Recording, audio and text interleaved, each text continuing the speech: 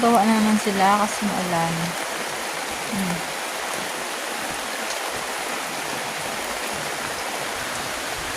Yan yung pagkain nila.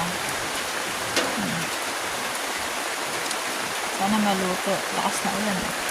Yan yung mother. Di! Nasagot din siya. Ha? Hindi pa na ba? Ha? Manak ikaw? Oh, manak na yan. Oh? Pawak ba eh? Pawak ako. Ah, gumagalaw oh.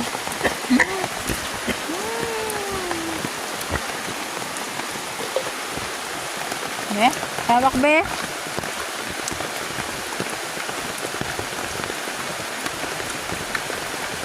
Ay, gumagalaw.